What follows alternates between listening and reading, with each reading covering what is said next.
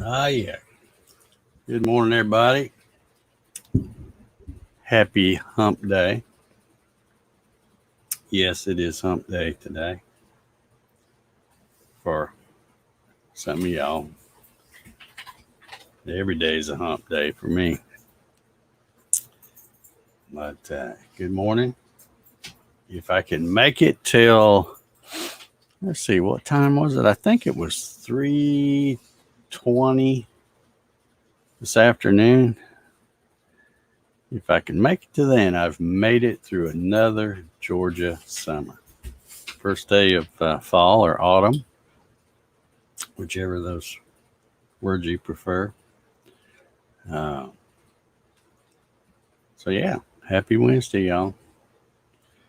Let's see who we got hanging out with us. Looks like we got a few folks over there. We have Mr. Thomas Grimm. Good morning. Leo Steger. Good morning. He says happy hump day. Yep. LB Sharp's in the house. Good morning, LB. Mark Lindsay. Good morning. John Howard. Good morning. All in a thumbs up. Good deal. Paul Stewart says good morning and a thumbs up. Thank you, Paul. Appreciate you. Clyde's here. Good morning, Clyde. Dennis says, good morning. I finally made it to hump day. Yeah, you can say hump day today. I'm pretty sure it's Wednesday. Back in my shop, good internet service. All right, good deal. Gary Hammett, good morning. Bart Vixel's here. Good morning. Happy hump day and a thumbs up. I appreciate it. I see Kevin Els is here. Good morning, Kevin. George Rothfuss. Good morning from soggy Southeast Michigan. Are you still getting a bunch of rain? I think we've got, quoting Joanne here, she said we're going to have about a 60% chance of some morning showers. And then after that, after noon today, it's supposed to be some pretty awesome weather. So happy about that. Our favorite solar man's here. Happy hump day. To you, Mr. Ballard. Let's see. And Gary says, and no rain in the near future after today. Yeah. That's the way we like it, isn't it? That's the way we like it. All right. I think I'm caught up. Jack and I, we're going to be having a little party later. A tight bond party. I got all my little segments cut, or at least all I'm going to cut, because for these two bowls for this thing, I'm just going to make a little. I can show you. I got them. If I hold them where they don't fall apart, because nothing's glued, you can see the rubber bands around them. But got two pretty much identical looking things, but they're all I cut all the segments yesterday, and check for the fit. You put the rubber bands around them, you check for the fit, make sure you don't see any daylight. So I got good tight joints, and get those glued up, and then spend a few minutes getting them flattened and glue up again. And then I'll be ready. I think I'm on schedule. Today's Wednesday, so if I can get all the rings made today, come back out, or this morning, come back out this afternoon, try to get them flattened, and then get that glued up. Then I should be ready to start doing some turning. And it shouldn't take long to turn. That'd probably be the quickest thing is getting the turning part done. But and then we'll do the RIT die on the first one. And if I have time to do the second one in the same video, I will do the. I have to stop and think what it's called every time. Unicorn spit. I'll do that on the second one, and then we'll compare them. Like I said, I'm thinking it might be 2 videos because I don't know if I'm gonna be able to do all that in one. I don't like to rush. Let's see. Bill Hoppin says, "Good morning, Dave and everyone. Happy Hump Day. Cloudy and only 55 here in Southwest Indiana. Love this cool weather." Yeah. Mark says supposed to be clear and sunny here until next Monday. Good. Good. Sounds like good weather for getting your stuff moved into your shop. George says, band of rain covers 80% of lower Michigan, starting north of Georgia, all the way into Quebec, Canada. Yeah, I think that's still, isn't that still some kind of remnants of, what was it, Nicholas, I think? I don't know. Monroe Cook's in the house. Good morning, Monroe. Good to see you. Yeah, I don't, I know you get tired of hearing me say this, but I'm going to say it again. I really don't have anything to talk about. So if somebody wants to open the floor with a comment or something, we'll get us going. I really don't have anything to talk about because I haven't watched much news. I was out here yesterday cutting those segments. We had a weird kind of day yesterday. Gary Hammett, I don't know, you might have had the same kind of stuff, but it would be like 1 minute the sun would actually pop out, and you go, oh, yeah, good deal. And I come out here to the shop and brought Jack out here with me, and he was, sitting out there on the front porch, making sure all the squirrels stayed out of the yard. And next thing I know, it started raining pretty good. If you saw the little short Instagram video I posted yesterday, it was coming down. You could hear it hitting this metal roof. It was coming down pretty good. In fact, it got coming down so good, I had to close the door for a little bit. But yeah,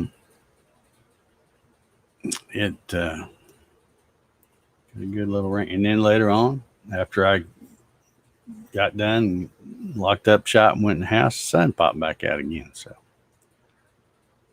weird weather. But anyway, guess they're still hunting for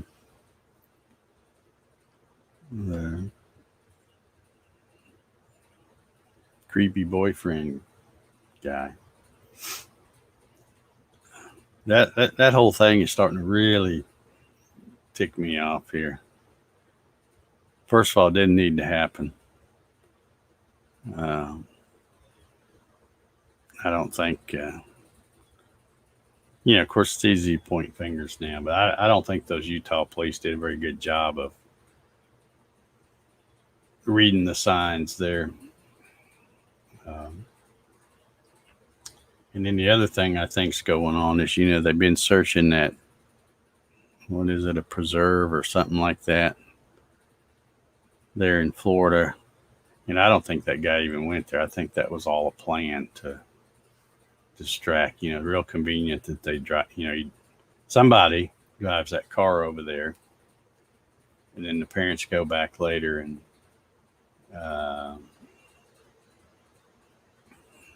pick, all this stuff is just too weird. But they'll get it all sorted out pretty soon, I hope. We'll see.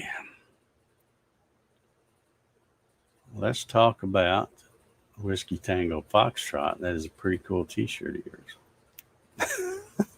But don't you think we should talk about that one when I'm wearing it? I'm not even wearing it. This is my 1776 shirt. Oh yeah, here's Bart trying to get me fired up again. Bart says, Dave, did USPS, United States Postal Service, get their label/text system fixed? No. Well, yes. No, not really. They've got it down to where I can get the text within about 30 minutes now. But of course, I get an expired number by that time. I messed around yesterday. I thought, all right, I'm going to give it another shot. Went back in there, did the thing, sign in, and it says, okay, what's your security thing? So in other words, I'm waiting on the text and never got that text. So I waited about 10 minutes and then hit the link that says, I didn't get the text, send me another text. And then, of course, about 30 to 35 minutes later, I got both of those texts, which are no good. Because if I left it open and then tried putting one of those numbers in, and they're like, nope, that's expired. So I think the problem is on their end.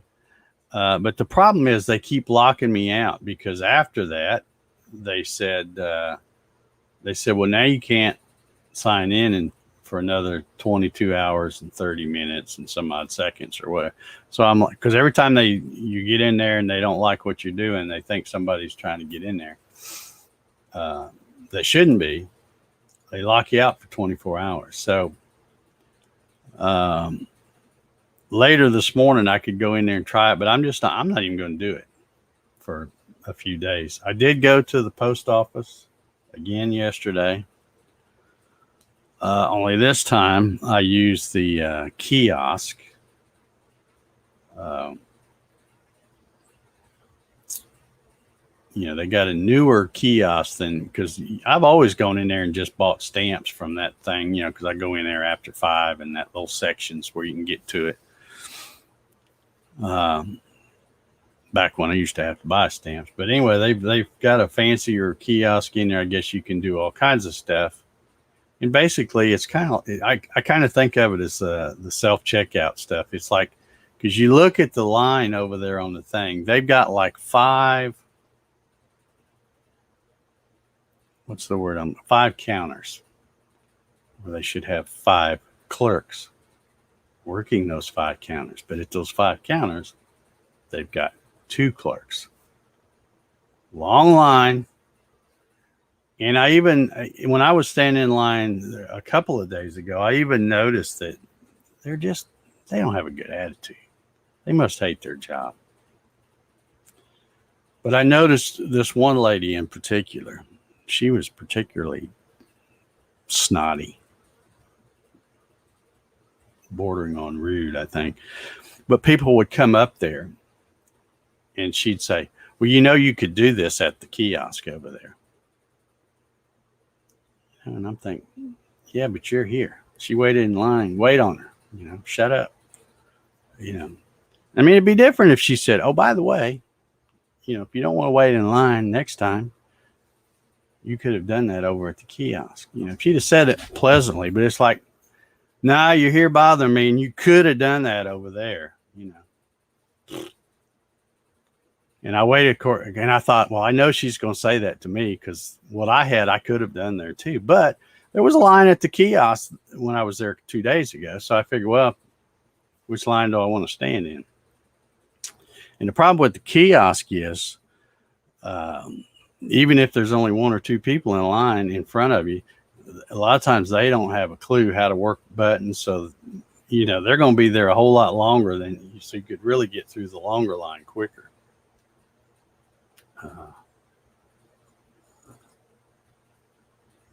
Oh, that coffee's good.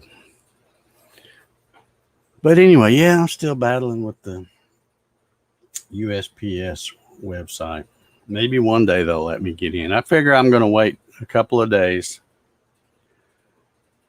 If I have anything to ship, I'll just go over there, make a dang trip to the post office and use the kiosk. And then if I can ever get logged into that account, I will get rid of that 2-factor authentication stuff. And that way I won't have to go through that again. All I have to do is worry about remembering my password. Password stuff, that stuff's got ridiculous these days. Passwords for everything. And everybody's got different password rules. You know, you got to have a capital letter, got to have a lowercase letter, got to have at least one number. And these symbols, not all the symbols, just you can use one of these. You know. So I can't even remember them, you know. And I have a cheat sheet where I have some of them wrote down. But then that gets to be a pain in the butt because sometimes places, you know, will only let you have password for like 3 months or something. Then they make you change it. So then you got to go back and update your paper. Just correct. Just crazy. Yeah, I agree, Matt. 2-factor is your friend, but only if it will let you get in. I'm having issues with my USPS account. All I want to do is get in there and buy a dadgum priority mail postage. That's all I'm trying to do. And the problem is, just so you know, you weren't here a couple of days ago, I guess, when I was scrapping about this. The problem is when they send me the text, it's taking 30 minutes for me to get the text, and by the time I get it, that number is no longer valid. It's already expired. So, and it didn't, I don't know what's going on with them. It didn't used to be that way. Used to, I would click the thing, sign in, and have my phone right in front of me. And within 5-10 seconds, boom, there's the text message. But something's happened, and yeah, it is the government. So, exactly. Enough said there, buddy. Enough said there. I think I missed a couple people up here. Let's see. Rob Schuster snuck in here. Good morning, Rob. George says, looks like a copy and paste deal to me. Mr. Brian Laundrie has been named person of interest. Anyone for the information? Yeah. Yeah. You better hope he's out of the country, because if he's anywhere, they'll catch him eventually. They'll get him eventually. Scum of the earth. I'm telling you. Larry Galt. Late for the party, says. How you doing, Larry? Saw you Facebook post. Looks like y'all doing the camping thing. That's a good deal. Bart says, I keep a password protected spreadsheet for all my passwords. Now, what if you forget the password to your password protected spreadsheet? I just keep a piece of paper, which after a while, after you've changed them and scribbled, it gets pretty messy. And then you have to start over and get a new one. Yeah, just use the word password. You got to outsmart them. Well, I usually use 1, 2, 3, 4. Oh, dang it. Now I'm going to have to change it. Yeah, I try to keep it simple. You want to really mix it up, use 4, 3, 2, 1.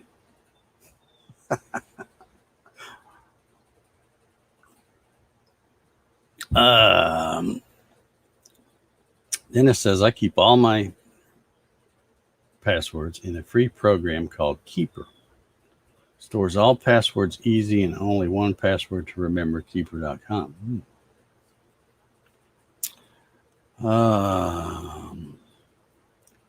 George says, just be careful with your accounts. I have lost a Twitter account to a hacker overseas. Can't believe he uses my picture. That's because you're such a, ruggedly handsome person. And other peculiars about me. Worse, the company will not help retrieve. Yeah, Twitter don't care. Twitter don't care. Here's a great password right there.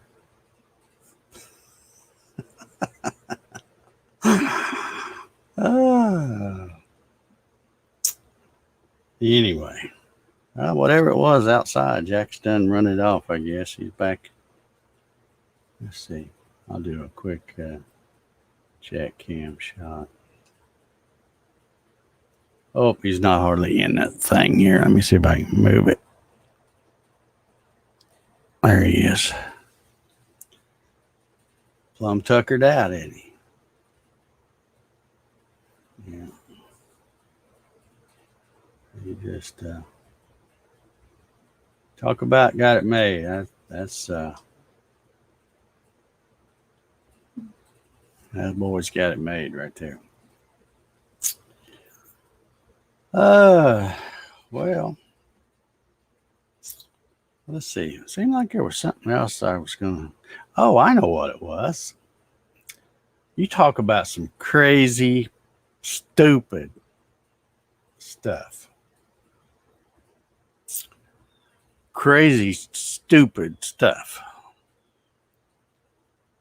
I don't know if this is going on everywhere.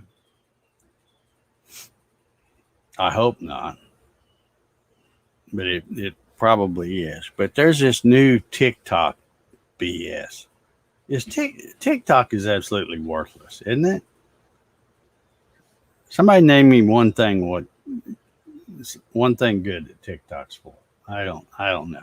But anyway, the new thing now is, and they're doing it all in the Atlanta schools. The new thing is, I can't remember what they call it. It's one of those stupid challenge things, but it's basically they're challenging kids to go to their school and, sneak in screwdrivers and wrenches and whatever and steal and destroy school property and film it and put it up on TikTok. Are you kidding me? And I mean, they're doing all kinds of damage. They're knocking sinks off the wall, urinals off the wall. And of course, the whole thing, they're all getting caught because the part of the challenge is you've got to record it and put it up on TikTok. So that is the stupidest. Well, I shouldn't say that because every time I say that's the stupidest thing I've ever seen, I think some people take that as a challenge and go, oh, wait a minute. Hold my monster drink. I'll show you what stupid is. I don't know. But I hope that's not going around everywhere, although it probably is. Let's see. Mark Lindsay's got some YouTube facts here. YouTube is requiring two-factor authentication starting November. If you don't activate it, you can't get into your YouTube channel. I had better check that out. But yet, I don't think I already have that. But on my stuff, I never sign into YouTube because I never sign out of it, I guess. Like I can get my phone right here and click on the thing and I'm already in there as me. And of course I can switch to, like if I'm go in there as me and I want to switch to the Coffee Sessions channel, I can do that.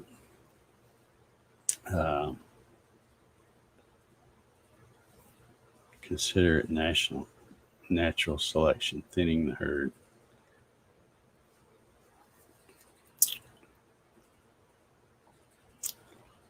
Yeah, maybe.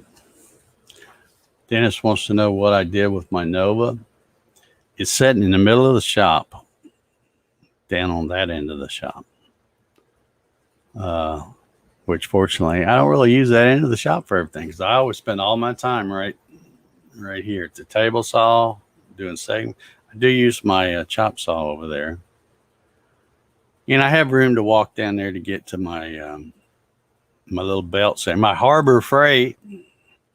Yay, Harbor Freight belt sander that I'm using to sharpen my lathe tools. But yeah, I didn't have a place to put it. I don't know what I don't really want to get rid of it, but if I do, I'll probably give it away to somebody. Try to, try to pay it forward. Find somebody who's wanting to get started in turning and stuff. Because I got a feeling I didn't want to get rid of it right away because I thought, well, what if this don't work out? But I'm pretty sure this is. I'm loving it so far. So,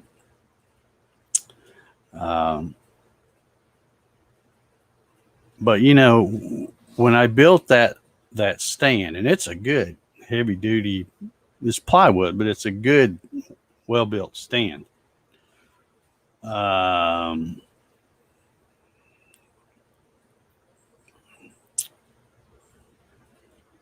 But I made it pretty good size because even though that Nova lathe is only yay long, I made that thing. It's 56 inches long because when I originally built that stand, I still had the Rockler lathe that I had traded for, and it had the lathe bed extension. So it needed to be 56 inches long. And then, of course, it crapped out, and I bought the Nova. So then I'm only using about half of that length. Well, maybe a little more than half of the length of that lathe stand.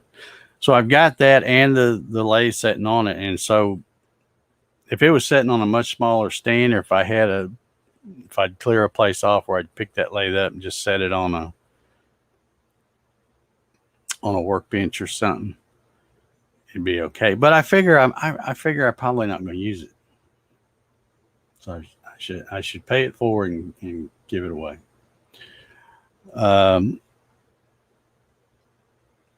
The other thing too is I thought for about 2 seconds that, well, hey, I could just take the thing around and put it in the garage. And then that way, if I want to turn something, it's pouring down rain or something, I don't want to walk out here to the shop, I could just walk right out the door to the garage and turn something. But then I thought, well, that's stupid, because then you'd have to have 2 sets of everything, So, yeah, like I said, I thought about that for about 2 seconds and then thought, no, that's a dumb idea. So I don't know. I'll hang on to it for a while and just keep my ears and eyes open to see if I find somebody that is deserving. You got to be careful. You can't really just put that out there and say, hey, I got this lathe and I want to give it to somebody, because then you get people that go, I want it. And then the next thing you know, you give it to them, and then you see it on Craigslist or something. So, yeah, I know there's people like that.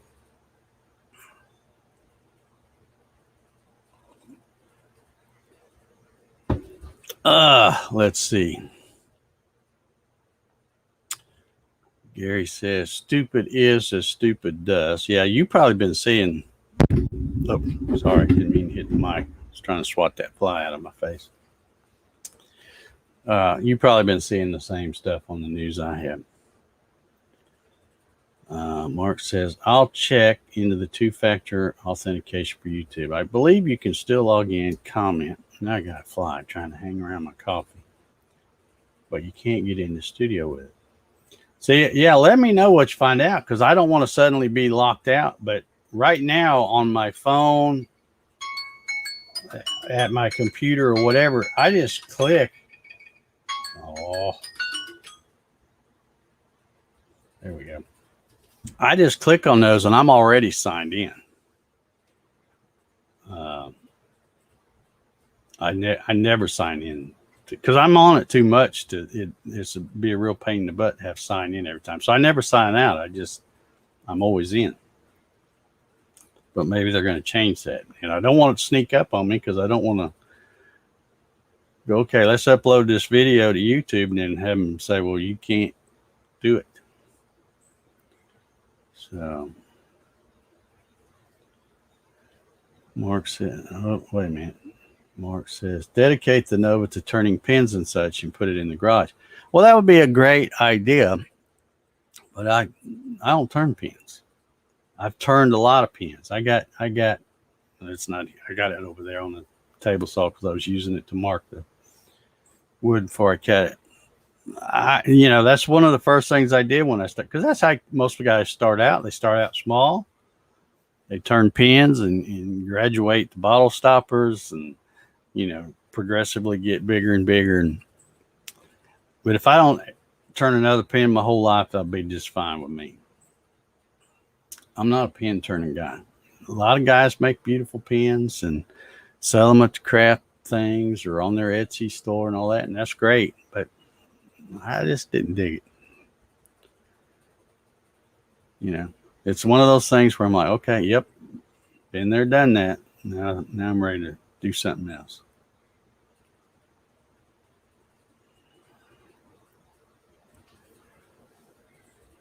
Okay, wait a minute, Mark. Let's see. Keeps getting me all confused here with all this YouTube stuff. There is one exception, though. You'll still be able to use YouTube and even upload videos without two-step verification, but only if you're not in the YouTube Partner Program. It seems like it would be the other way around, that if you are, and I don't know. Keep me posted on that, Mark. I'll try to read up too.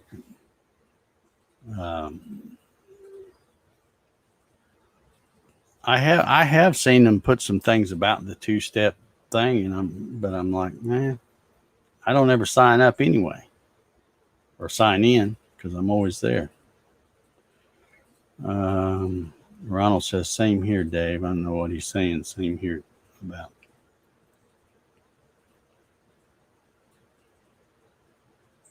Okay, Google YouTube two-step verification. I will do that. I will do that as soon as I go back in the house, because I got to go back in there and take my morning medications. And then me and Jack will be coming back out here for the Tight Bond party. But yeah, I'll check that out and see. And I may go ahead and set it up. I would hate for something the same way happen to like the post office, where they won't let you do anything.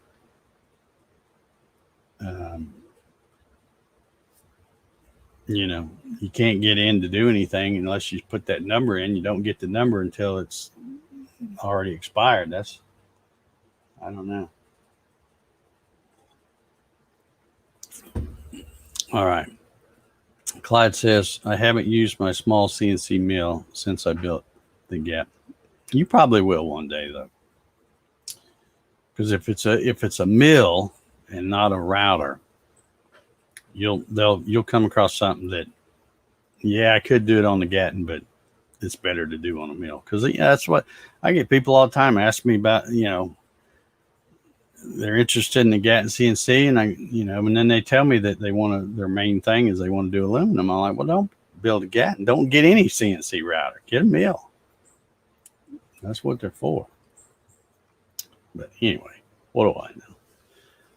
All right, I'm going to get out of here. Don't forget, this afternoon, it's officially fall sometime. Well, I don't know what time in your area. About 3:20, I think, for me. But looking forward to fall, cooler temperatures. Although it really hadn't been that bad. I found this shop being insulated like it is and always in the shade because all the tree cover. The hottest it usually ever is in here is 85. And 85 is not bad to me as long as I got a fan moving some air around. So I'm okay. But anyhow, everybody have a good hump day. Tomorrow we'll be doing, let's see, where we're at. Tomorrow we'll be up to 396, getting close to 400. And bring your coffee. We'll do it all again. See y'all.